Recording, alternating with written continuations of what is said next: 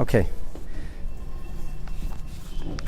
All right, guys, let's do a little quick learning about the women's VIP section of the Beis Hamikdash. Moshe Feinstein writes that this is the definite source for a women's section in our modern shuls, going back for about 2,000 years now. And this is how it used to be in the time of the second Beis Hamikdash. Remember the Rambam, when he talks about the Beis Hamikdash, as a rule, he doesn't talk about the first Beis Hamikdash. As a rule, he doesn't talk about the Mishkan. He doesn't talk about Mishkan Shiloh. We know some things about those structures, but he doesn't talk about it. He only talks about the second Beis Hamikdash because the second Beis Hamikdash was built in the image of Ezekiel's vision, which described the way the third Beis Hamikdash would look. And because that was the case, this is actually relevant. This is what we call Negea LaHalacha. So the way we understand the second Beis Hamikdash functioned or was built, that tells us about how the third Beis Hamikdash will be. That's why it's halacha, that's why it's relevant, that's why it's meaningful, that's the Rambam talks about it. So we're in the 5th chapter of Hilchos Beis HaBechira, and the Rambam here begins to talk to us about a second area, an additional area. In the first Beis HaMikdash, this additional area did not exist. The Beis HaMikdash only was comprised of a structure and a single courtyard around it, much like the scrimmage of the Mishkan and the way the Mishkan was in the time of Shiloh. In the second Beis HaMikdash, analyzing the verses of Ezekiel, they could clearly see that there's supposed to be an additional courtyard built.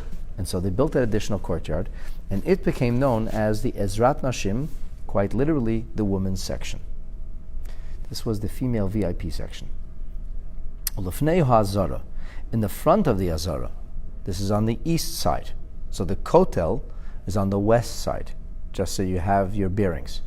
And underneath that was something called the Tyropian Valley, beneath where the Kotel Plaza is today. The east side was called the Kidron Valley. Across on the east we have Har HaZeitim, Har HaMishcha, Mount of Olives, Mount Scopus, and so on and so forth. So towards the eastern side, the eastern plateau of the Har HaBayit, an additional courtyard was added. And this additional courtyard, which was built in the time of the second Beit HaMikdash, although not the way it's described in Ezekiel, in the third Beit HaMikdash, will be a much, much larger, and it'll actually be more encompassing. It'll encompass the Heichal on both sides. It's not only going to be in front of the Azara, but it's going to be on the sides as well. But this was much smaller, and in the time of the second Beit HaMikdash, it was a square. 135 cubits by 135 cubits. This is sometimes also called the Chatzar HaChitzona, the outer courtyard. Sometimes it's referred to as Chatzar HaChadash, the new courtyard, because the first Beis HaMikdash didn't have one. This was the addition. This was the new Chatzar. And colloquially speaking, in the vast majority of rabbinic literature that we have and study today, for example, like the Rambam, it's almost exclusively referred to as Ezrat Nashim, as the women's section. But the Rambam does not talk about why it's called the women's section. He just says that's the name, that's what it was called. In fact, there are a number of different opinions as to why it was called. According to Rashi, this is where the women prayed during the time of the second Beis HaMikdash. The men were in the Azara itself, in an area called Ezrat Yisrael, or the Israelite section, and the women were in Ezrat Nashim. Well, Ezrat Nashim seems very, very large, except we're soon going to find out that there were quadrants, and tomorrow we'll talk about what those quadrants are for. So the Rambam says that in addition to in this space of 135 cubits by 135 cubits, which is surrounded by very, very thick and formidable walls, 5 cubits thick. 5 cubits thick. A cubit is 18 inches. 5 cubits thick, the walls around it, according to some of the rabbinic writing that we have. So the area, the hollow area inside is 135 by 135. However, the Rambam also tells us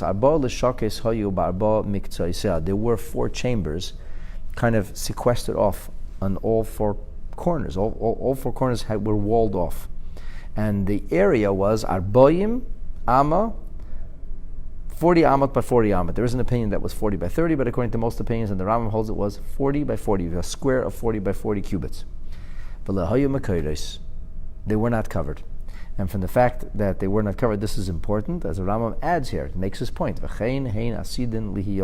These chambers will not have a roof. They will be roofless or open air chambers.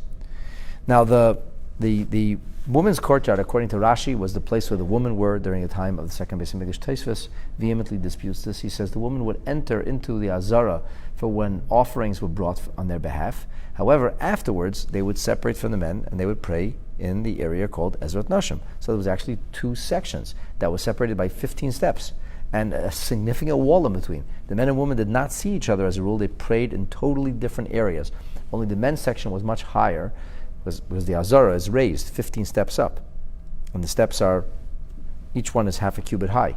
So what would happen is, and a cubit deep, what would happen is, they would look up, they would be able to see the actual Heichel. I don't know if they saw the men, but they saw the Heichel, they saw the Mizbeach, they were able to see everything that was going on because it was on a platform, just like the men were able to see what was going on because they were on the same plateau. But we can imagine, the way it seems, the men and women did not see each other as a rule in the Beis Hamikdash. Now, the woman's courtyard had 4 doors that entered into it. There was a door in the east, all the way in the east. This is called Shar HaTachton, the lower gate. As we learned about, the upper gate was called Shar HaElyon, and that's called Shar Nikanor. That's a special story that goes behind it. We learned about it on Shabbat. Shar HaTachton, the lower gate, was the entrance on the eastern side. There was an entrance on the north side and on the south side. In between the quadrants, there were entrances. And we'll soon find out these entrances were sometimes blocked. During the festivals, the entrances were closed. And then there was, of course, the entrance to go into the Azara, which is already Shar HaElyon on top of those 15 steps. That's what we learned about. That's Shar HaNikanor. That's the Shar HaElyon, or the upper gate. The doors of the Ezras Nashim, as a rule, were all gold-plated. And that's the story of the Ezras Nashim. That's the story of the Ezras Nashim. We do have 2 other doors in the Ezras Nashim, but they don't go anywhere. They don't take you outside. In the facade of what we would call the Azara. The Azara is a raised section, significantly raised up, 15 steps going up, at least 10 amot higher. So there were 2 doors along those walls, and those doors entered into chambers, underground, subterranean chambers. That's where the Levites would store their musical instruments, and the choir, according to some opinions, would also practice there.